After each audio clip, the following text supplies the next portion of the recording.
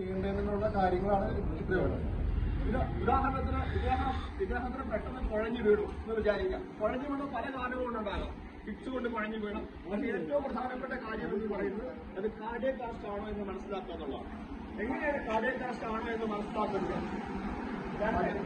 രണ്ട് കാര്യങ്ങൾ. ആദ്യമേ നമ്മൾ രോഗിയുടെ നാഡി ഇരുന്ന് പരിശോധിച്ച് നോക്കാം. ഇവിടെ കൊണ്ടോ ഇല്ലയോ അത് ഏറ്റവും പ്രധാനമായിട്ട് രണ്ട് സ്ഥലങ്ങളിൽ നിങ്ങൾക്ക് പൾസ് നോക്കാം. ഒന്നാമത്തെ കാര്യം എന്ന് പറയുമ്പോഴത്തേക്ക് കൈ തണ്ടലിനെ നിരത്തിൽ നിങ്ങൾക്ക് പൾസ് നോക്കാം. ചിലപ്പോൾ പൾസ് കിട്ടിയില്ലാതെ വരാമോ. നമ്മുടെ കരോട്ടിഡ് പൾസ് കഴുത്തിലുള്ള പൾസ് പിടിച്ച് നോക്കാം. പൾസ് ഉണ്ടെങ്കിൽ അത് കാർഡിയക് അറസ്റ്റ് അല്ല.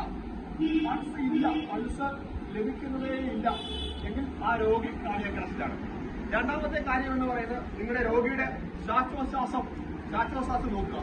രോഗി ബ്രീത്ത് ചെയ്യുന്നുണ്ടോ, ലങ്സ് എക്സ്പാൻഡ് ചെയ്യുന്നുണ്ടോ, മുങ്ങിയ താഴെയും ചെയ്യുന്നുണ്ടോ നോക്കാം. രോഗിയെ ഒന്ന് കുളിച്ച് വിളിക്കുക, ഒന്ന് നല്ലപോലെ പിടിച്ചുക, നുള്ളുക. മനസ്സിലായി? രോഗി റെസ്പോണ്ട് ചെയ്യുന്നുണ്ടോ ഇല്ലെന്നോ. ഇതില്ല എങ്കിൽ അത് കാർഡിയക് അറസ്റ്റാണ്.